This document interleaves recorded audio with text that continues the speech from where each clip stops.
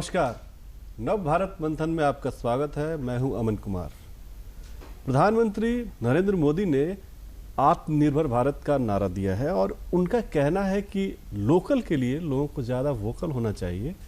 और हम भी यही कहते हैं कि सचमुच लोकल जो प्रोडक्ट्स हैं उनको ज़्यादा से ज़्यादा लोगों को अपनाना चाहिए। लेकिन इस क्षेत्र की कई समस्याएं भी हैं। कई परेशानियों को दूर करने के लिए प्रधानमंत्री जी ने अपने जो उन्होंने घोषणा की है, इन तमाम मसलों पे आज चर्चा करने के लिए हमारे साथ एक बढ़िया पैनल मौजूद है। हम स्वागत करते हैं सबसे पहले रश्मि साहस जी का। रश्मि साहस जी महिला हैं और महिला क्षेत्र के अलावा वो लाइफ कोच का काम करती हैं, जो झारखंड के ग्रामीण क्षेत्रों में वो काम कर रही हैं। हरीश्वर दयाल जी हैं, अर्थशास्त्री हैं। इसके अलावा झारखंड सरकार की जो आर्थिक नीतियाँ हैं उसको बनाने में इनका महत्वपूर्ण योगदान है, तो हम इनसे चर्चा करेंगे। विकास सिंह जी हैं, ये स्मॉल इंडस्ट्री क्षेत्र में झारखंड का जाना पहचाना नाम विकास सिंह है। मैथ्यू जी हैं, फिलिप मैथ्यू, ये जीएसिया के अध्यक्ष हैं और ये इनका जो प्रोडक्ट है जो बड़ा इनोवेटिव है, उसकी चर्चा जो है लगातार होती रहती है। तो हम इन तमाम अपने जो एक्सपर्ट हैं उनसे बात करेंगे कि आखिर प्रधानमंत्री श्री नरेंद्र मोदी का जो आत्मनिर्भर भारत कार्यक्रम है उसको कैसे बेहतरीन ढंग से झारखंड में लागू किया जा सकता है और एमएसएमई क्षेत्र की क्या परेशानियां हैं उसको कैसे बेहतर और किया जा सकता है। चर्चा की शुरुआत हम सबसे पहले हरीश्वर दयाल जी से करेंगे, क्योंकि अर्थशास्त्री भी हैं, इसके अलावा सरकार की नीतियों को बनाने में भी लगे हुए हैं। तो हरीश्वर जी, हम चर्चा की शुरुआत इसी पर करते हैं कि आत्मनिर्भर भारत का जो ये प्रोजेक्ट है, खासतौर पे जो लोकल प्रोडक्ट के लिए वोकल होने की बात हो रही है, तो झारखंड में आप इस दिशा में क्या देख रहे हैं? क्या नीतियां झारखंड में बन रही है? इसके अलावा झारखंड सरकार क्या सोचती है कि इसको कैसे बेहतर इम्प्लीमेंट किया जाए? झारखंड में दो तरह का प्रयास किया जा रहा है। एक तो कुछ रिलीफ मेजर्स की ज़रूरत पड़ रही है यहाँ पे, या पड़ी है। वह इसलिए क्योंकि कोविड-19 के कारण जो लॉकडाउन हुआ उस समय में काफ़ी लोगों के रोज़गार छिन गए और काफ़ी सारे मज़दूर भी जो हमारे बाहर काम करते थे वह भी बाहर से वापस आ गए। तो इन दोनों की स्थिति कुछ ख़राब हुई, तो इनके लिए एक रिलीफ पैकेज जो बहुत हद तक गरीब कल्याण कार्यक्रम जो है उसके तहत भी काफ़ी कुछ प्रोवाइड किया गया था और स्टेट ने भी अपना प्रयास करके उनको एक रिलीफ मेजर प्रोवाइड किया।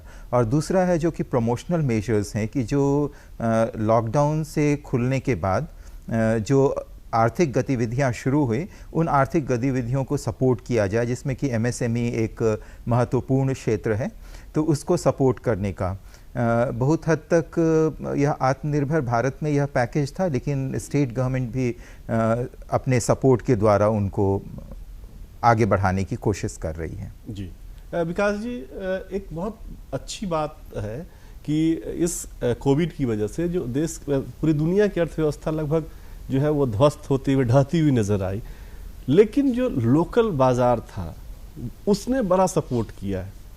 तो झारखंड के लिए किस तरह का मौका देखते हैं? इस लोकल बाजार का क्या यहाँ सपोर्ट जरा?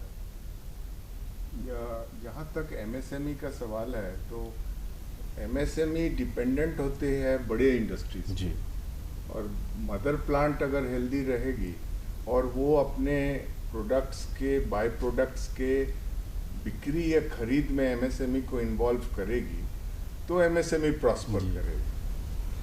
तो वो चूंकि यहाँ पर बिग इंडस्ट्रीज का जैसा उम्मीद था वैसा नहीं लगने से फिर एमएसएमई को दूसरे स्टेट्स में अपने आप को देखना पड़ रहा है। तो ये एक विकल्प, एक वास्तु स्थिति ये है कि जो सरकार ने एमओयूज वगैरह किए थे और इंडस्ट्री लगनी चाहिए थी बड़ी बड़ी जी, वो नहीं लगी। वो लग जाए तो उसके साथ साथ एमएसएमई भी ग्रोथ हो जाएगा। जो आप चर्चा कर रहे हैं कि इससे पहले जो इंडस्ट्री औद्योगिकरण की बात हुई और वो अगर धरातल पर उतर गई रहती तो ज्यादा इस सेक्टर को ग्रोथ मतलब होता है, बहुत मदद मिलता जी। लेकिन मैथ्यू जी, एक नया ट्रेंड भी देखने को मिल रहा है कि अब एग्रीकल्चर बेस्ड जो प्रोडक्शन है उस पर फोकस है। अब बाहर में भी उसका डिमांड है। इसके अलावा इंजीनियरिंग सेक्टर के जो है वो उस पर फोकस है। तो अभी जो नई चुनौतियां हैं या जो नया डिमांड है उसको फोकस करके हम क्यों नहीं काम कर रहे हैं? हम केवल जो बड़े उद्योग हैं उन पे ही केवल फोकस। बात बिल्कुल सही है। अभी मैं एग्री करता हूँ एक तरह से विकास भैया के साथ कि हम लोग आज तक जो है बड़े इंडस्ट्रीज पे डिपेंडेंट थे, तो अब हम लोग को ट्रू मीनिंग में जो आत्मनिर्भर जो बोलते हैं उस तरफ में मूव करना पड़ेगा। तो उसमें क्या है कि फूड प्रोसेसिंग एक बहुत बड़ी एरिया है जिसमें हम लोग को फोकस करना पड़ेगा। हम लोग को ये देखना पड़ेगा कि जो भी प्रोडक्ट्स हम लोग बना रहे हैं वो वर्ल्ड के कहीं पे भी कोना में जो बनते हैं उससे compete करना प्राइस के मैटर में और क्वालिटी के मैटर में, ये दोनों जिस दिन हम लोग compete कर जाएंगे उस दिन ट्रू सेंस में हम लोग आत्मनिर्भर हो जाएंगे।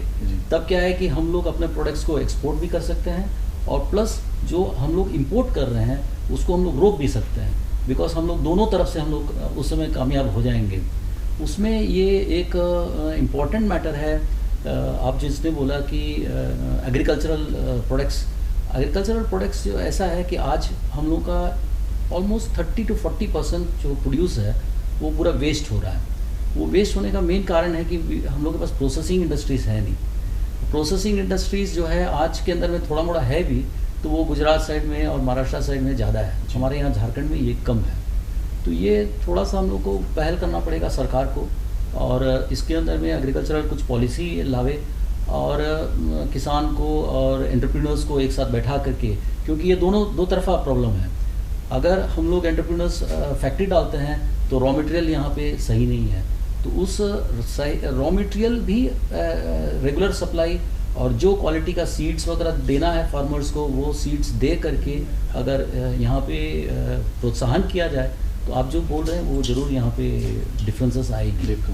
हम रश्मि साहा जी के साथ बात करना चाहेंगे कि आप यूथ हैं और लाइफ कोच हैं, अपने क्षेत्र में कई बेहतर काम आप कर रही हैं, तो यूथ के लिए क्या जो है संभावनाएं दिख रही इस वर्तमान परिस्थिति में? बिल्कुल, जैसे दिग्गजों ने भी बताया कि हम लोग किस तरीके से काम कर रहे हैं, बहुत अच्छी बात है, लेकिन क्योंकि मैं यूथ के साथ जुड़ी हुई हूँ, उनका पर्सपेक्टिव देख पा रही हूँ, तो मुझे लगता है कि हम लोग एज यूथ बहुत इमोशनल लोग होते हैं। एक नया कॉन्सेप्ट आता है वो फैशन बन जाता है। तो मैं यही एक तो मैसेज देना चाहूँगी कि इसको फैशन बना के नहीं रख दें, सिर्फ सोशल मीडिया पोस्ट से चीज़ें नहीं बदलेंगी, एक्चुअली उस पर उतरना पड़ेगा और वैसे काम करना पड़ेगा। दूसरी चीज़, जब हम बात कर रहे हैं वोकल फॉर लोकल की, एक सवाल है मेरा आई थिंक सारे दर्शकों से कि हम जब लोकल प्रोडक्ट्स की बात करते हैं तो हम कितने ऐसे लोग हैं जो लोकल प्रोडक्ट्स एक्चुअली खरीदना चाहते हैं। हम हमेशा उन ब्रांडेड प्रोडक्ट्स की तरफ जाते हैं जो या तो बाहर से एक्सपोर्ट होकर के आए हैं, और हमारे पास उनके अपनी रीजनिंग भी है। जैसे मैथ्यू सर ने कहा कि क्वालिटी अच्छी होती है, ब्रांडिंग अच्छी होती है, हम उसको फ्लॉन्ट कर सकते हैं, लोगों को बता सकते हैं कि हमने ये यूज़ किया है।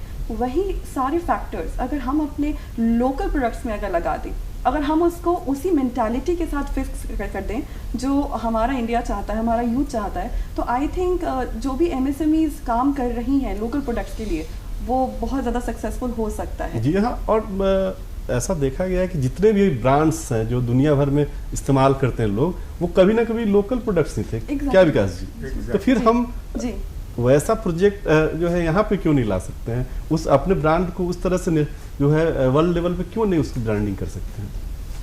ये एक्चुअली क्या ना, दी मार्केटिंग का जो एक्सपेंस है जी, वो एमएसएमई नहीं बेयर कर सकते। एमएसएमई को स्पेशली जो कॉस्ट इन्वॉल्व है इन सच मार्केटिंग, वो एमएसएमई नहीं कर सकती। What can MSME do?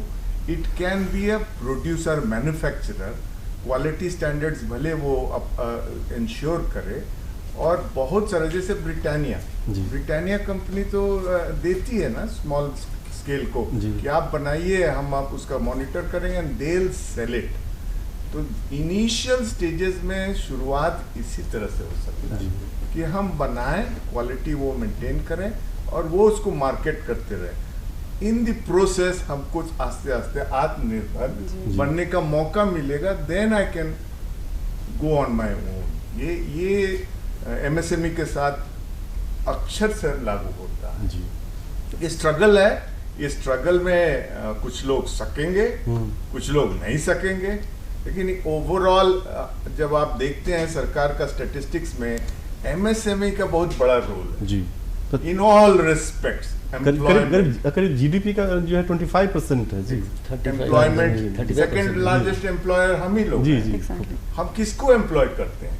जिसके पास ना डिग्री है ना कोई और, क्लर्क भी सरकारी में या प्यून का भी एक डिग्री चाहिए, बट एमएसएमई को कोई डिग्री वाले का जरूरत ही नहीं है, सबको एम्प्लॉयमेंट देती है। तो सच्चाई तो ये है कि we provide everything, but in response हम लोग को जो चाहिए और आत्मनिर्भर बनने के लिए प्रोएक्टिव होना पड़ेगा।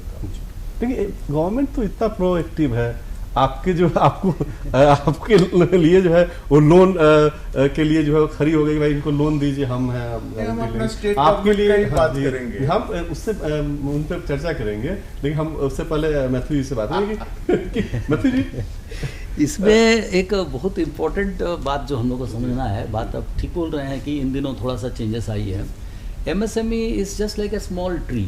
जैसे आप छोटा सा एक प्लांट लगाए हैं, तो उसको जब बड़ा होगा तब वो फ्रूट देगा, और फ्रूट देगा तो लोगों का काम में आएगा। तो वो जो छोटा में उसको सींचना, उसको मैन्योर देना, उसको बचा कर रखना, क्लाइमेटिक कंडीशंस में बचाना, ये एक जस्ट वो इन्वेस्टर से अकेले नहीं होगा, ये सोसाइटी का पार्ट है। जी। That growing up of the tree is part of the बिल्कुल। सोसाइटी। तो उसके अंदर में गवर्नमेंट का बहुत बड़ा रोल है। गवर्नमेंट का रोल है, बहुत तरह का रोल है इसके अंदर में। तो इम्पोर्टेंट बात यह है कि उस ट्री को बचा करके रखना, कि ये 5 साल 7 साल के अंदर में जब फ्रूट देने लगेगा तो वो फ्रूट पूरा अकेले एक इन्वेस्टर नहीं खा सकता, ये सोसाइटी का है, जी। सोसाइटी में बटेगा। This has to be understood. ये जिस दिन अंडरस्टैंडिंग आ जाएगी तो I think many of us will see कि हम लोग वी कैन ऑल्सो बिकम आत्मनिर्भर इन द ट्रू सेंस।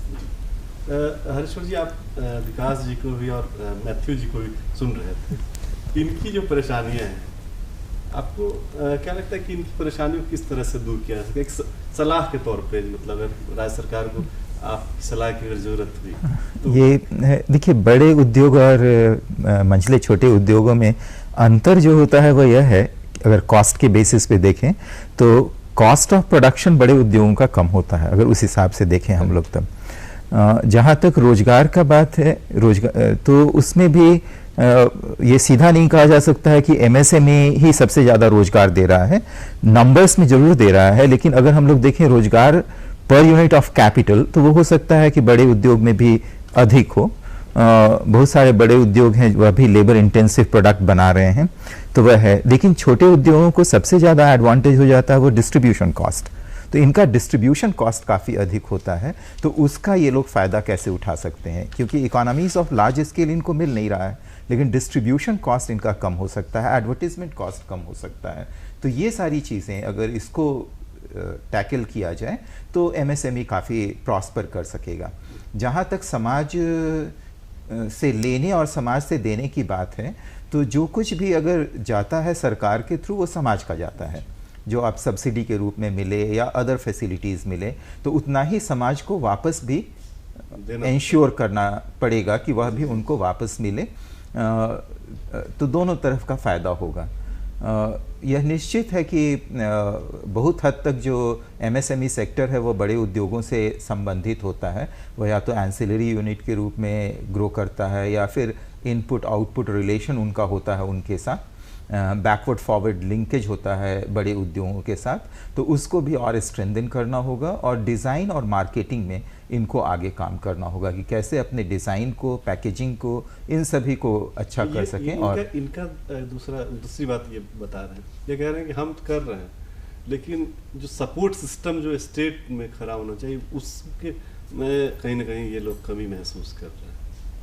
हाँ, हो सकता है, लेकिन बहुत जगह ये लोग भी एडवाइज़र रहते हैं और बहुत हद तक इनकी बात भी सुनी जाती है, इनके अपने ऑर्गेनाइजेशन हैं, तो बहुत हद तक मुझे लगता है कि वह दूर भी होता है और दूर होने का प्रयास भी हो रहा है। रश्मि जी, आप जब अपने प्रोडक्ट को लॉन्च की होंगी, ग्रामीण क्षेत्र में आपने शुरुआत की, तो उस प्रोडक्ट को कैसे बाजार मिला, उसके बारे में कुछ बताइए। सी देखिए, प्रोडक्ट एज सच मेरा प्रोडक्ट नहीं था, it was an emotional product, I would say it was an intellectual product. लेकिन बात होती है कि वहाँ पर भी एक औरत होने के नाते, एक फ्रेशर होने के नाते, एंटरप्रेन्योरशिप में मैं एज अ फ्रेशर आई थी, जो चैलेंजेस मुझे फेस करने पड़े थे, अगर उस वक्त या अभी भी अगर कोई मुझे वैसे सपोर्ट करे तो I think as an entrepreneur मेरे जैसे बहुत सारे लोग हैं जिनका काम बहुत आसान हो जाएगा और वो अपने आप को स्टैब्लिश करने में बहुत, जैसे कि लीगल सपोर्ट चाहिए होता है, हमें पता नहीं होता कि बैंकिंग सिस्टम्स कैसे काम करती हैं, लोन सिस्टम, हमें एजुकेट करने वाला कोई नहीं होता है। ठीक है, जो पढ़े लिखे हैं उनके पास सोर्सेस हैं, रिसोर्सेस हैं, लेकिन अगर हम जब MSMEs की बात कर रहे हैं, जब हम गांव जाते हैं जहाँ पर कोई, देखिए हम स्किल इंडिया की बात जब हमने की थी या फिर स्किल्स की बात करी थी, बहुत शुक्रगुजार हूँ और लकी फील करती हूँ कि आज के वक्त में स्किल्स को इम्पोर्टेंस दिया जा रहा है। लेकिन अगर मेरे पास स्किल है और मेरे पास उस स्किल को किस तरीके से प्रेजेंट किया जाए उसका इन्फॉर्मेशन नहीं है, उसका नॉलेज नहीं है, तो डिमोरलाइज होकर बहुत सारे लोग पीछे हट जाते हैं, उनके पास आइडियाज़ भी रहते हैं। तो आई थिंक अगर ये इन्फॉर्मेशंस को अगर पैकेट वाइज अगर दिया जाए, उसके बारे में अवेयरनेस क्रिएट किया जाए, एक ऐसा पॉलिसी हो या जो भी जिस तरीके से कि जो इंटरेस्टेड है उनको ना सिर्फ, देखिए पैसा दे देना, लोन दे देना एक तरफा होता है, लेकिन उसके साथ उनकी मेंटल बिल्डिंग भी करनी ज़रूरी होती है कि आपको सस्टेन करना है। आपने शुरुआत तो कर दी लेकिन आपको सस्टेन भी करना है, उसके लिए क्या क्या स्किल्स चाहिए रहेंगे आपको। मार्केटिंग, सर ने जैसे डिज़ाइनिंग के बारे में कहा, डिज़ाइनिंग, पैकेजिंग, मार्केटिंग, ये सब लीगैलिटीज़ क्या हैं, टेक्निकलिटीज़ क्या हैं, उनके बारे में अगर एजुकेशन प्रॉपर दिया जाए तो आई थिंक जो डिस्करेजमेंट फेस करते हैं लोग वो शायद नहीं फेस करेंगे, और जो 10 में से 6 लोग पीछे हट जाते हैं, शायद 10 में से शायद 2 लोग बिकॉज ऑफ सम सिचुएशन पीछे हटें।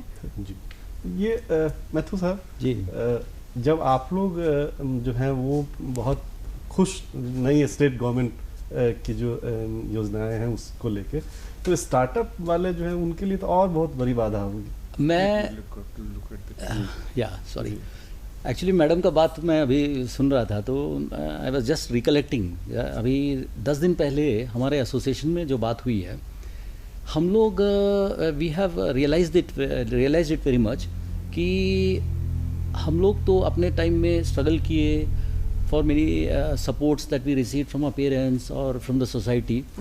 हम लोग किसी तरह आज खड़े हो गए। आज टाइम आया है कि आप जैसे बोली we give back to the society. अगर यंग एंटरप्रेन्योर्स लोग आते हैं, बडिंग लोग आते हैं, तो उन लोग किस तरह से उनको सपोर्ट किया जाए।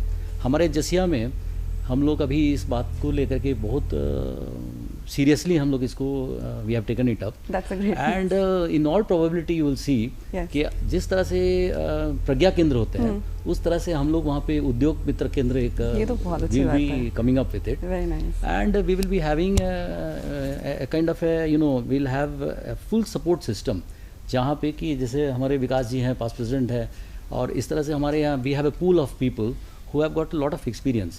तो उस तरह के लोगों को हम लोग encourage करेंगे. We will be having time where they can come and share their difficulties and we will try to help them up.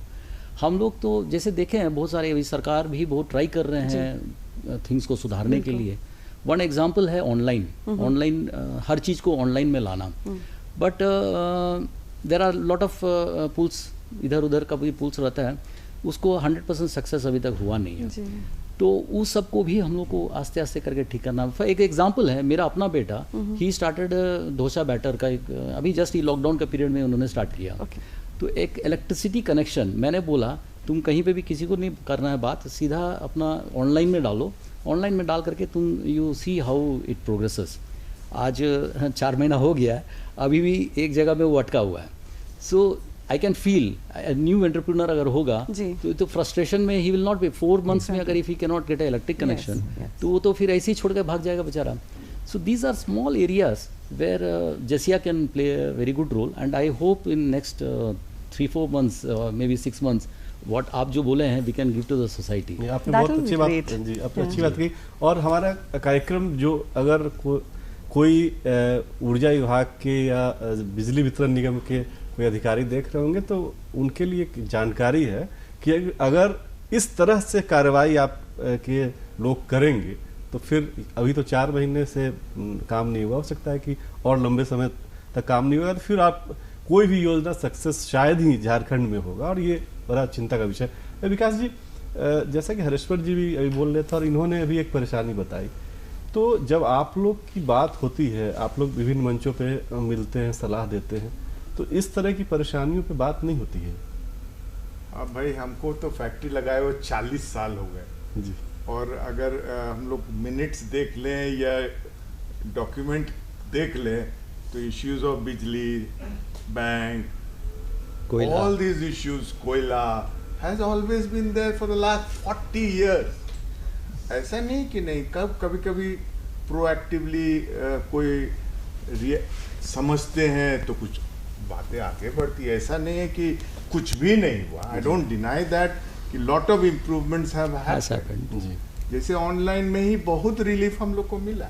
हम लोग को इंटरफेस और गवर्नमेंट डिपार्टमेंट्स में जाने की जरूरत नहीं पड़ रही। That's a big relief. MSME को एक आदमी टिमटिमाता, वो मैनेजर भी है, वो मार्केटिंग मैन में, वो इस ऑफिस में उस ऑफिस में उस ऑफिस में जाते जाते थक जाता था, अब जाना नहीं पड़ता। तो ये एक वेलकम चेंज है, स्पेशली यंग यूथ को। तो वो 2 दिन नहीं लास्ट करेगा, वो जो हम लोग जिस मंजिल से गुजरे हैं। सही है। तो दे नीड थिंग्स इंस्टेंटली। तो उनके लिए एक अपॉर्चुनिटी जरूर हम देख रहे हैं कि proactively online, where there is no interface between the government official and the entrepreneur, ये बहुत बड़ा रिलीफ जी। ये न्यू के लिए फायदा। हम लोग तो यूज टू है, मीटिंग्स होती है, हम लोग इश्यूज को डालते हैं। इट डिपेंड्स कि आप उसको कितना प्रोएक्टिवली समझ पा रहे हैं। दर्द तो हमको है जी। वो प्रोएक्टिवली समझेंगे तो क्या इनके स्टेट गवर्नमेंट की परचेज पॉलिसी है, वो सरकार का परचेज पॉलिसी का मतलब हुआ कि उनकी जो परचेजेस होते हैं उसमें से 30%, 33%, 20% एमएसएमई से लेना है। तो हम लोग एक लिस्ट देते हैं कि भाई आप आइडेंटिफाई कर लीजिए कि स्टेट में कौन कौन बना रहे हैं, उनका रिक्वायरमेंट और क्वालिटी वगैरह मेंटेन करेंगे, आप ले लीजिए। तो ये कहाँ सक्सेसफुल है? लेकिन अभी प्रधानमंत्री जी ने तो एक बेहतर किया है कि 200 करोड़ से कम का जो भी रहेगा ग्लोबल टेंडर में अब नहीं जाएंगे। इसका मतलब कि लोकल प्रोडक्ट्स को ज़्यादा मौका मिलेगा। जो प्रधानमंत्री आह्वान किए जी, वो लेटर एंड स्पिरिट में अगर डाउन द लाइन सब लोग फॉलो करेंगे तो हम लोग आत्मनिर्भर बन जाएंगे। वी हैव एवरीथिंग, हम लोग के पास सब कुछ। वो डाउन द लाइन सबका अपना अपना रिस्पॉन्सिबिलिटी लेना, हम लोग का भी रिस्पॉन्सिबिलिटी है। We should also be more proactive, हम मानते हैं। तो हर कोई का एक रोल है, वो अगर सब लोग अपना अपना role, especially when we have such a dynamic leader who's understanding, who's focusing, who's announcing. हम लोग तो बहुत enthusiastic हैं, तो वो सिस्टम को भी जगना पड़ेगा, स्टेट को भी थोड़ा साथ मिल के काम करना पड़ेगा। हरीश्वर जी, एक बेहतर चीज़ अभी इस दौरान ये भी हुई है कि लेबर एक्ट में कुछ सुधार हुए हैं, उसका क्या इम्पैक्ट पड़ेगा? उसमें मुझे लगता है कि 2 तरह का फ़ायदा होगा। एक तो कि लेबर ऑब्जॉर्प्शन बढ़ जाएगा और दूसरा है प्रोडक्टिविटी में भी इम्प्रूवमेंट होगा। तो एक तरफ एम्प्लॉयमेंट बढ़ेगा, जो कि बहुत बार लेबर लॉज के रुकावटों के कारण एमएसएमई और दूसरे सेक्टर भी श्रमिकों को रखने में थोड़ा संकोच करते थे। तो मुझे लगता है कि यहाँ पर कुछ फ़ायदा होगा। और दूसरा है कि लेबर की भी प्रोडक्टिविटी बढ़ेगी, इम्प्रूव करेगी। तो दोनों होगा, प्रोडक्शन भी बढ़ेगा और एम्प्लॉयमेंट भी बढ़ेगा। तो ये फिलिप जी, क्या जो लोग वापस लौट रहे हैं वो आपके लिए मौका है, या फिर वो उससे परेशानी होने वाली है कि आपके कई लोग जो हैं वो जो बेहतर काम करते थे वो वापस अपने अपने गांव की तरफ चले गए? मतलब किस तरह की मैं इसको आप मानते हैं? नहीं, देखिए, अल्टीमेटली जो आए हैं ना वो लोग वापस जाएंगे, वो लोग यहाँ नहीं रुकेंगे, ये एक सत्य है। क्योंकि 2-3 चीज़ है। एक है कि यहाँ पे उनका जो स्किल है शायद यहाँ का जो इंडस्ट्रीज़ है उस लेवल पे अभी उठे भी नहीं है कि उनकी जो स्किल है उसका यूटिलाइज कर पाए। और ये भी एक सत्य है कि हमारे यहाँ पे जो लेबर मिल रहा है they are not skilled enough. तो ये दोनों के बीच में अभी हम लोग झुलस रहे हैं।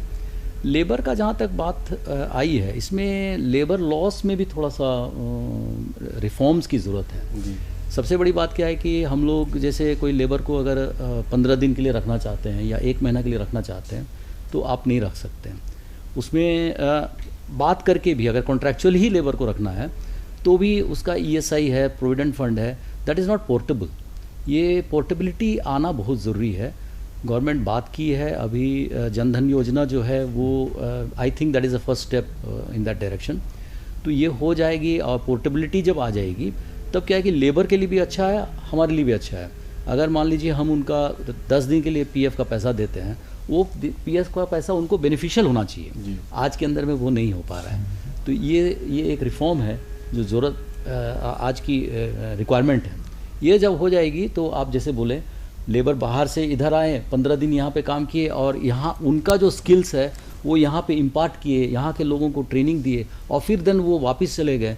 तो this will be all India में एक यूनिफॉर्म सॉर्ट ऑफ वो स्प्रेड आउट हो जाएगा। आपको नहीं लगता है कि जो बाहर के लोग हैं वो आपके काम में नहीं आएंगे, मतलब वो यहाँ नहीं रुकेंगे? आप ऐसा है क्योंकि आपको ऐसा मौका नहीं उपलब्ध करा रहे हैं। हम लोग नहीं करा पाएंगे ना, क्योंकि हमारी जो यहाँ की जो रिक्वायरमेंट्स है उस लेवल की नहीं है। जिस लेवल पे उन लोग वहाँ पे जिस इंडस्ट्री में उन लोग काम कर रहे हैं उस लेवल के यहाँ पे नहीं है। तो वो बहुत ज़्यादा आई डोंट थिंक यहाँ पे अब्जॉर्ब होगा अनलेस कोई बड़ी इंडस्ट्री आवे। एंड जैसे विकास भैया अभी बोल रहे थे कि बड़ी इंडस्ट्री आएगी तो उसके साथ साथ में बहुत सारे एंसिलरी यूनिट्स भी आ जाएगी, एंसिलरी यूनिट्स आएगी तो वो कुछ अब्जॉर्ब कर लेंगे। जी विकास जी, ज़्यादातर जो माइग्रेंट लेबर आए हैं वो कंस्ट्रक्शन सेक्टर से आए हैं, जहाँ तक हम लोग को पता है। तो कंस्ट्रक्शन सेक्टर से अगर आए हैं और कंस्ट्रक्शन सेक्टर यहाँ एकदम स्लम्प में है, तो जो एग्जिस्टिंग है उनको भी नौकरी नहीं मिल पा रही है, तो उनका क्या होगा? तो रियल एस्टेट एक ऐसा सेक्टर है जो लार्ज एम्प्लॉयमेंट करते हैं इस तरह के माइग्रेंट लेबर का, तो वो उसका revival at the moment SOS basis में होना चाहिए। लेकिन एक बेहतर बात यह है कि आप लोग जो कई मंचों पे मैंने आपको सुना है कि लेबर एक्ट में जो इंस्पेक्टर राज था उसको लेके एमएसएमई क्षेत्र के लोग काफ़ी परेशान थे। कोई बाबू आके और आपके यहाँ जो है वो इंस्पेक्ट कर देता था, तो उससे तो अब निजात मिल गई, तो उसका तो बेहतर परिणाम आएगा, रिलीफ तो है। हमने कहा कि वो इंस्पेक्शंस जो है एट रैंडम नहीं है, वंस होगा तो वो तो रिलीफ है। हम लोग तो एडमिट करते हैं कि वो रिलीफ है, और कहीं ना कहीं उन लोग नहीं आने से उनको तकलीफ है, हम लोग को तो खुशी है। मजदूर भी तो खुश होने चाहिए, लेकिन क्योंकि सरकार का फोकस मजदूर भी है आपके साथ। एमएसएमई जो है, एमएसएमई में जो मजदूर हैं और जो मालिक है उसका संबंध बहुत ही अजीब है। अच्छा। वो एक परिवार की तरह है, उसमें जबरदस्ती मिनिमम वेजेस, ये वेजेस, वो वेजेस, वो डिमांड एंड सप्लाई के बीच में उसका दुख सुख में वही रहता है सामने। तो एक छोटा परिवार है, उसमें बाहर से कोई आके पंचायती करे इसकी आवश्यकता ही नहीं। पंचायती की आवश्यकता इसलिए होती है कि मान लीजिए कभी कभी क्या होता है कि गार्जियन जो है वो भी कभी कभी बेईमानी कर देता है, मानते तो इस वजह से वो रामराज तो है नहीं भाई साहब, ये तो हर जगह सेक्टर में होता है ना। ये एब्रेशन को नहीं देखना चाहिए। अक्रॉस द बोर्ड एमएसएमई में यही हो रहा है, ये मंशा या ये आर्ग्यूमेंट स्टैंड नहीं करता। वो होता है हर बड़ी इंडस्ट्री में होता है, समाज में होता है, ट्रेड में होता है, तो वो तो हो गए जी। That is part and parcel of life. Mining sector जो है वो अभी झारखंड में थोड़ा सा जो उसकी रफ्तार मंदी के दौर से गुजर रहा है, तो उसका भी प्रभाव क्या एमएसएमई क्षेत्र पे पड़ रहा है क्या? माइनिंग सेक्टर अगर आप देखिए कि पूरी अर्थव्यवस्था पिछले अगर 7 क्वार्टर से देखें तो स्लो डाउन से गुजर रहा है। कोविड-19 आने के बाद वह आप कहेंगे कि और ज़्यादा गंभीर हो गई वो समस्या। तो जब डिमांड कम था तो माइनिंग सेक्टर भी कम काम कर रहा था। अभी आप लॉकडाउन के समय में देखेंगे कि जब इंडस्ट्रीज़ बंद हो गए, बंद रहे जिस अवधि में, तो उस समय में एनर्जी का डिमांड कम हो गया था जी। और उसके कारण भी जितने भी मिनरल्स थे, कोयला था जिसका कि डिमांड कम हुआ, तो डिमांड कम होने के कारण भी यहाँ पर परेशानी रही है। जहाँ तक एमएसएमई के क्षेत्र की बात है, तो एमएसएमई में मुझे लगता है कि हाँ कुछ रुकावटें रहीं। कुछ इस समय में अगर आप देखें कि लॉकडाउन में अगर कोई भी इंडस्ट्रियल सेक्टर सबसे ज़्यादा प्रभावित हुआ है तो वो एमएसएमई सेक्टर हुआ है। क्योंकि बड़े उद्योग के पास सेविंग रहती है कुछ, एक कुशन रहता है, इनके पास वो कुशन नहीं रहता है। बड़े उद्योग भी प्रभावित हुए हैं, स्लोडाउन में भी प्रभावित हुए हैं, ये दोनों तरफ से ये लोग प्रभावित हुए हैं। तो इनके ग्रोथ के लिए और इनका सस्टेनेबल ग्रोथ हो सके उसके लिए एक पॉलिसी पैकेज की ज़रूरत है। अभी जो पैकेज इन लोगों को मिला है वह मुख्यतः अगर आप देखें तो क्रेडिट उपलब्ध कराने वाला मिला है, मुख्यतः लेबर लॉज और इस तरह के रिफॉर्म को अगर हम लोग थोड़ी देर के लिए छोड़ दें तो यह है जिसका कि फ़ायदा उठा करके डेफिनेटली ये लोग इनका विकास होगा, इनका ग्रोथ होगा उसमें। और बहुत सारी चीज़ें हैं जहाँ पर कि इनको खुद भी प्रयास करना है। जहाँ तक रियल इस्टेट का सवाल है तो रियल इस्टेट अगर आप पूरे भारतवर्ष में देखें तो पिछले, वही मैं कह रहा हूँ कि काफ़ी लंबे समय से एक स्लो डाउन की परिस्थिति में है वो। आप देखें कि बहुत जगह इन्वेंट्री बना हुआ है और उसका डिमांड नहीं हुआ है। झारखंड में भी वही स्थिति है। तो अभी तो इन्वेंट्री ही बचा हुआ है। और दूसरी तरफ यहाँ पर रियल इस्टेट का बड़ा प्रॉब्लम है वो लैंड को लेकर के भी है कि जो ज़मीन की प्रकृति है, ज़मीन का टाइप है, ओनरशिप टाइप जो है, उसके कारण भी यहाँ पर है कि इस क्षेत्र का ग्रोथ बहुत, रियल इस्टेट का ग्रोथ मैं कह रहा हूँ कि बहुत ही ज़्यादा फास्ट नहीं हो सकेगा। लेकिन कंस्ट्रक्शन सेक्टर में और भी दूसरी चीज़ें आती है, जैसे गवर्नमेंट रिलेटेड कंस्ट्रक्शन भी है जो आप देखेंगे कि ओपनिंग अप ऑफ इकोनॉमी के साथ वो शुरू भी हो गया है। तो वहाँ भी काफ़ी श्रमिक रोजगार पा रहे हैं। बहुत सारे श्रमिक वो हैं जो कि गारमेंट इंडस्ट्री से वापस आए हैं या इलेक्ट्रॉनिक सेक्टर से वापस आए हैं। तो यहाँ पर के एमएसएमई सेक्टर को के पास एक अपॉर्चुनिटी है कि उनको कैसे यहाँ पर यूटिलाइज़ करे और यहाँ पर प्रोडक्शन शुरू करे। तो ये आत्मनिर्भर भारत ही नहीं, आत्मनिर्भर झारखंड भी बन सकेगा। और नहीं तो डेफिनेटली वो लोग भी विवश हो जाएंगे बाहर जाने, फिर वापस जाएंगे। हम इस पर चर्चा माइनिंग सेक्टर पे आगे जारी रखेंगे। हम एक सवाल ले लेते हैं रश्मि जी से। रश्मि जी, अभी बात कर रहे थे कई जो लोग हैं वापस आए हैं, वो जो है गारमेंट सेक्टर के लोग भी आए हुए हैं और इस तरह के तो ऐसे लोगों को क्या जो है जो कुछ आपके जैसे जो लोग हैं, हाँ, उनको अपने में नहीं शामिल कर सकते, अपने साथ नहीं शामिल कर सकते। बिल्कुल, मैं वही मतलब बताना चाह रही थी। जैसे मैथ्यू सर ने भी बोला कि एक गैप जो है वो क्रिएट हो चुका है कि लेबर्स की जरूरत वहाँ पे नहीं थी, इसलिए उनको यहाँ बुला लिया गया और यहाँ पे उनकी रिक्वायरमेंट नहीं है। तो we know what the problem is. तो हम लोग उस प्रॉब्लम के को वहाँ पे ब्रिज क्यों नहीं कर सकते। दूसरी बात आई कि यहाँ पे जैसे कंस्ट्रक्शन या जिस भी इंडस्ट्री से वो वापस आ रहे हैं वहाँ पे इनकी यहाँ पे ज़रूरत नहीं है। झारखंड में स्किल एक ऐसा चीज़ है जो मुझे लगता है, क्योंकि मैं इस पे काम कर चुकी हूँ, थोड़ा वक्त और सही ओरिएंटेशन और सही गाइडेंस मिलने पे हम एक स्किल को सिखा सकते हैं। पारंगत होने में वक्त लगेगा, उसमें परफेक्ट होने में, लेकिन सिखा तो सकते हैं। तो उनमें से हम ठीक है 100 लोग आए हैं, 100 के 100 को रिटेन नहीं कर सकते, 100 को 20 से शुरू करें, फिर शायद वो 40 तक हो सके, कोशिश तो कर सकते हैं, पहली चीज़। दूसरी चीज़ मुझे लगता है हमने यूथ की बात करी थी, जैसे सर ने भी कहा कि यूथ का अटेंशन स्पैन बहुत कम होता है, डिस्करेज बहुत जल्दी हो जाते हैं, उनको हर चीज़ क्विक चाहिए। तो ऐसा नहीं है कि सारा यूथ ऐसा है, बहुत सारे हैं जिनमें स्किल्स हैं जो काम कर रहे हैं। हम क्यों ना यूथ हीरोज़ क्रिएट करें, हम क्यों ना यूथ को यूथ से ही इंस्पायर करें, क्योंकि ये चीज़ बहुत वर्क करता है। हम लोगों को देखते हैं, हम उनको इमिटेट करना चाहते हैं, हम उनके जैसा बनना चाहते हैं। तो अगर हमारे आसपास कोई ऐसा यूथ है जो बहुत अच्छा काम कर रहा है, जिसने एमएसएमई को एक लेवल आगे लेकर के जो गए, हम उनको as a heroes, as mentors treat करें।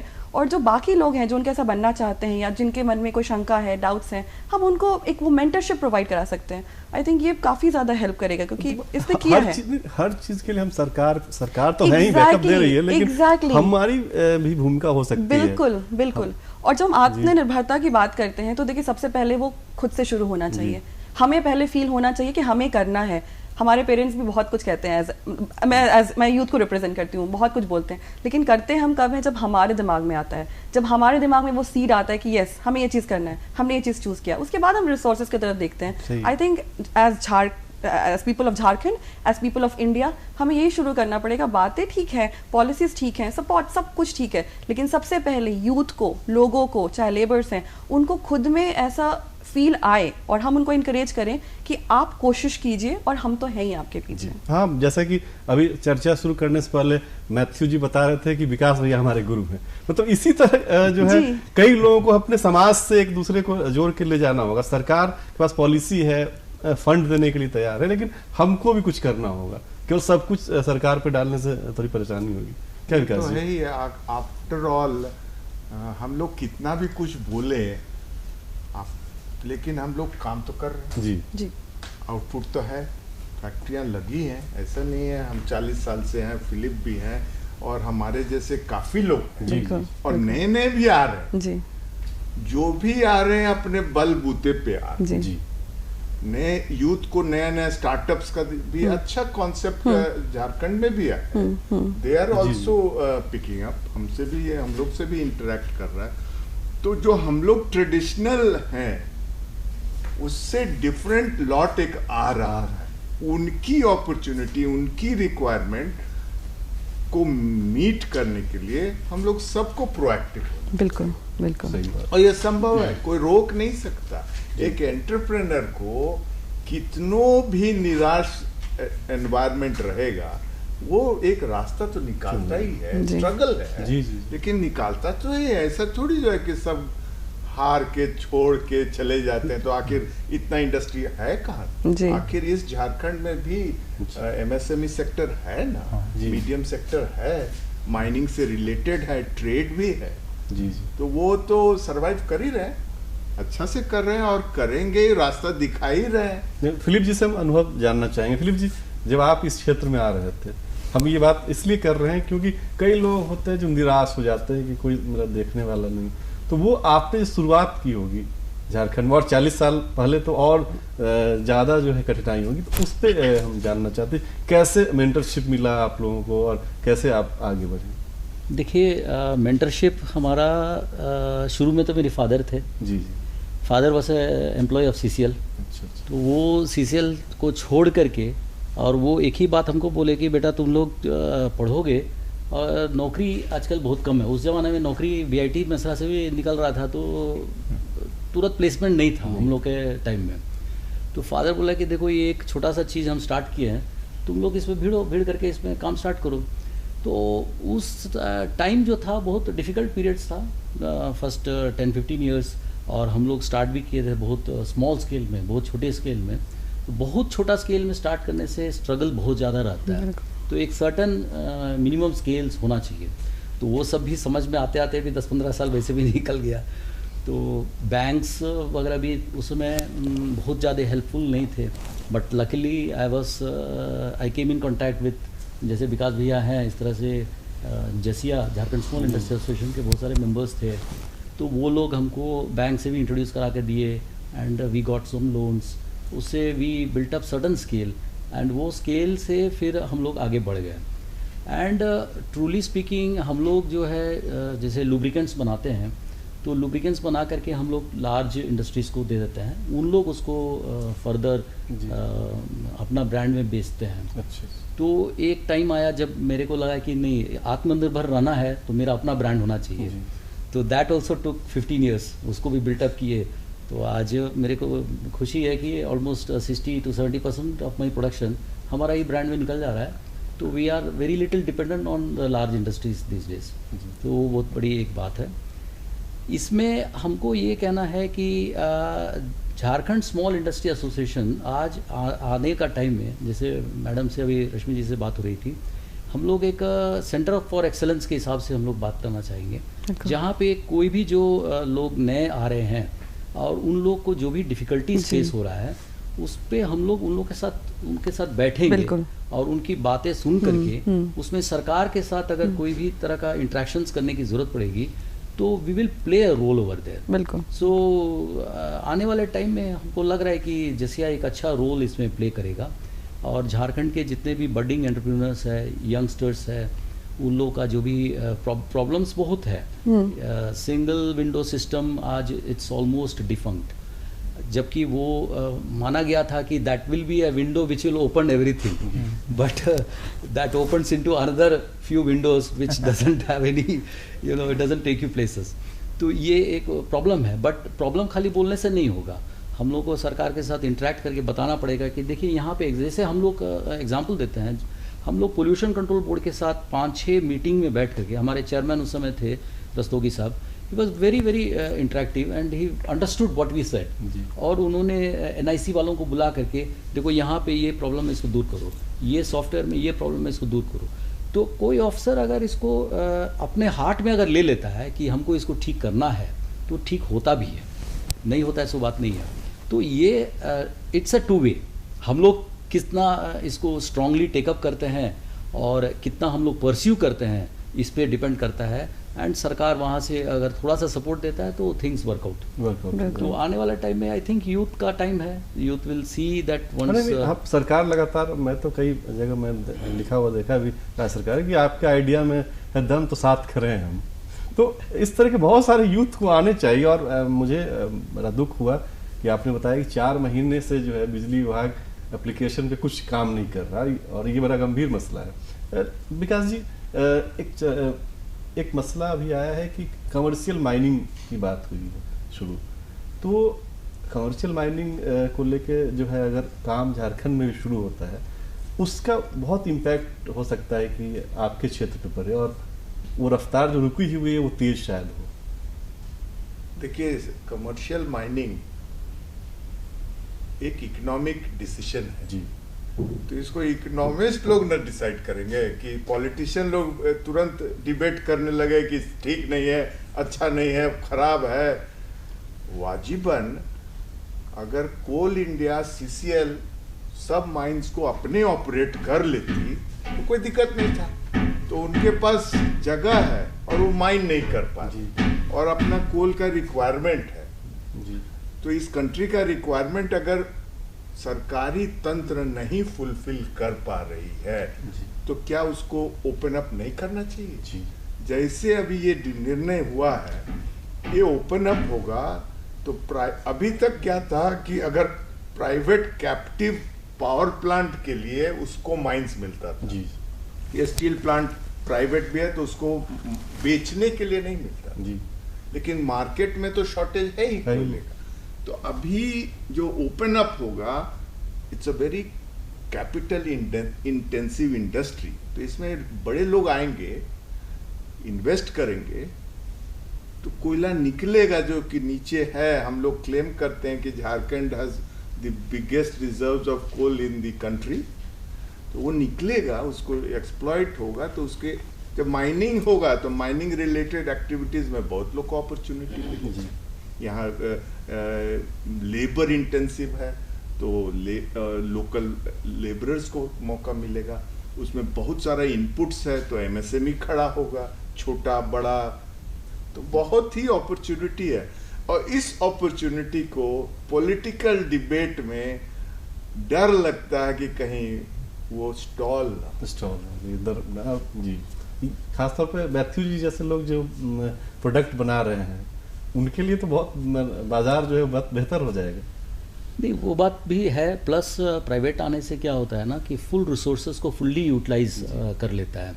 आज एक एग्जांपल हम लोग के सामने में है कि सेंट्रल कोलफील्ड्स लिमिटेड या CCL कोल इंडिया लिमिटेड जो भी है, उनका कोयला निकालने का मैंडेट है उनके पास, लेकिन कोयला निकालने के लिए उसका जो ओवरबर्डन है उसमें बहुत सारी मिनरल्स है। आज वो सारे मिनरल्स वेस्ट हो रहा है, वो उसका मार्केटिंग करते नहीं है। वो इसलिए नहीं करते हैं कि उनका मैंडेट है कोयला निकालना, बट अगर ये प्राइवेट रहता तो कोई एक पैसा का चीज़ नहीं फेंकता। और वो जो ओवरबर्डन के अंदर में जितनी डिफरेंट टाइप्स ऑफ मिनरल्स है, वो यहाँ की इंडस्ट्रीज़ की रॉ मटेरियल है। यहाँ की इंडस्ट्रीज़ सेम चीज़ के लिए तड़प भी रहे हैं और बाहर से उसको ला रहे हैं, और यहाँ पे अवेलेबल है लेकिन उसको यूटिलाइज नहीं कर पा रहे हैं।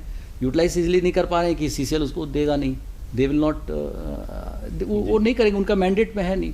तो ये एक प्राइवेट सोच और पब्लिक की सोच में एक डिफरेंस है। पब्लिक कंपनी है तो उनके पास कागज़ में जो चीज़ है वो उसी हिसाब से जाएंगे। प्राइवेट है कि वो दे विल नॉट, वो स्पॉट डिसीजंस कर लेंगे। उनका क्या है कि एक पैसा का वेस्टेज नहीं होना चाहिए, तो उस हिसाब से वो काम करेंगे। तो ये पब्लिक प्राइवेट का डिबेट है। लोग जो अभी परेशान है कोयले के लिए, उनको भी ये बिल्कुल, आज कोयला हम लोग जैसे स्मॉल इंडस्ट्रीज़ को कहा जा रहा है कि JSMDC से कोयला लीजिए। JSMDC हम लोग से 3-3 महीना का पैसा जमा करा कर रखते हैं और कोयला रिलीज नहीं कर रहे हैं। तो हम लोगों के पास तो इतना कैपिटल है नहीं, तो हम लोग तो चाहेंगे कि कोई सप्लायर से ले लें।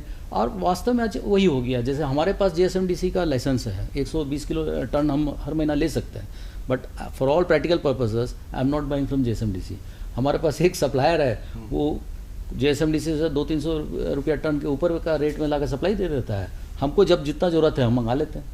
तो ये मार्केट डायनामिक्स भूल करके यहाँ के इंडस्ट्रीज़ या माइनिंग इंडस्ट्रीज़, चूँकि वो लोग मोनोपोली है, उनके पास मोनोपोली है, वो अपने टर्म्स में काम करते हैं, मार्केट अपने टर्म्स में काम करते हैं। तो विकास जी, मुझे तो लगा फिर क्रांति आएगी, फिर ये जो रोना धोना है कोयले का एनर्जी के लेवल पे, वो सब सच्चाई तो ये है कि ये इसको हम लोग सबको मिलजुल के सी थ्रू कराना चाहिए। अनफॉर्चुनेटली अपना स्टेट गवर्नमेंट का चीफ मिनिस्टर ही अपोज कर दिए, तो दुख लगता है। In the larger interest of the country coal shortage है, इंपोर्ट कर रहे हैं कोल, इजंट दैट क्रिमिनल कि हम लोग इंपोर्ट कर रहे हैं जबकि हमारे अपने धरती के नीचे कोयला है। तो वो तो बहुत बोल्ड डिसीजन है कि भाई प्राइवेट सेक्टर को दीजिए, जिसको रिक्वायरमेंट होगा वो कोयला उनसे खरीदेगा। ऐसा भी तो नहीं है कि मार्केट डायनामिक्स रेट डिसाइड करता है। ये गलतफहमी में नहीं रहे आज की कोई बहुत पैसा कमा लेगा, no no, that doesn't happen. खुला बाजार, तो खुला बाजार और लोग भी करेंगे तो अवेलेबल होगा ना जी। हम माइनिंग की तो बात कर चुके हैं, हम आपसे सवाल नहीं करें। हम ये जानना चाहते हैं कि जो बात ये हमारी अभी हो रही थी MSME के सेक्टर में, बैंक का जो रवैया है वो बहुत बेहतर नहीं था एक ज़माने में, धीरे धीरे सुधर रहा है। अब क्योंकि प्रधानमंत्री जी ने वो कह दिया है कि नहीं आप लोन दीजिए, हम हैं, तो इसका क्या इम्पैक्ट होगा? मुझे लगता है कि लोन इन लोगों को इजीली अवेलेबल होगा, सिर्फ ये आत्मनिर्भर पैकेज के कारण भी इन लोगों को मिलेगा। प्रधानमंत्री की जो मंशा है और वह धरातल पे उतरेगी। लेकिन दूसरी तरफ यह भी है कि बैंक के पास अभी सरप्लस फंड है, क्योंकि डिमांड कम है फंड का, तो सरप्लस फंड है तो वह भी देने के लिए इच्छुक होगी। आप जानते हैं रेट ऑफ इंटरेस्ट भी काफ़ी कम है अभी, और यह market determined rate of interest है। RBI ने भी कोशिश किया है रेट ऑफ इंटरेस्ट को कम करने की, क्योंकि रेपो रेट और रिवर्स रेपो रेट दोनों को कम किया है। तो बैंक के पास अभी मजबूरी भी मैं कहूँ है कि इन लोगों को ऋण दे। एक मजबूरी है बैंक के पास, वह है कि वह NPA को अपना कम करना चाहती है, तो इसलिए एक बार वह ज़रूर डेफिनेटली यह जानना चाहेगी कि रिपेमेंट कैपेसिटी क्या है इन कंसर्न का, लेकिन उनके पास सरप्लस फंड है तो इन लोगों को देगा।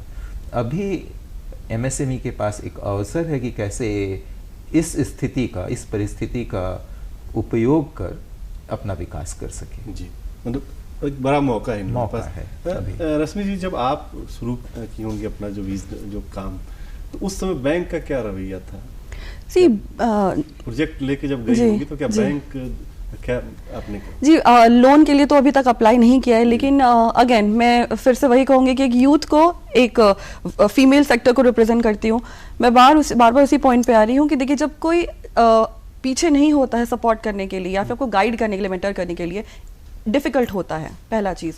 दूसरी चीज़, हम पॉलिसीज़ की बात करते हैं, बहुत अच्छे पॉलिसीज़ आई हैं, बट मेरा सवाल यही है, मेरा कंसर्न ये है, क्या वो नीचे लेवल तक पहुँचते क्या उतना स्मूथली मेंटेन होता है? क्योंकि बहुत जगह ऐसे मैंने देखा है कि बहुत अच्छी पॉलिसीज़ आई हैं हमारे इंडिया के लिए पिछले कुछ सालों में, लेकिन वो नीचे पहुँचते उसका कुछ हो जाता है।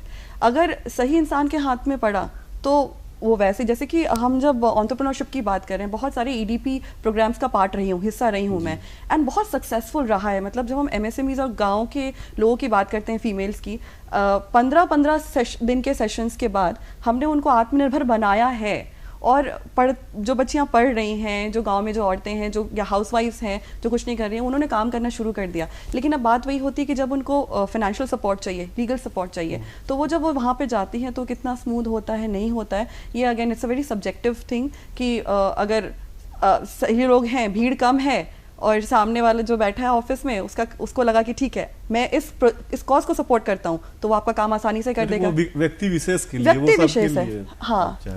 लेकिन जो सेल्फ हेल्प ग्रुप है वो तो बेहतर काम झारखंड में कर रहा है उसका काम कर रहा है, लेकिन भाई जब हम काम कर लेते हैं उसके बाद सप्लाई और डिमांड वाली बात जब आती है तो वहाँ पर एक चीज़ मैं बिल्कुल मेंशन करना चाहूँगी कि हमें आपस में एक वो इकोसिस्टम क्रिएट करना पड़ेगा।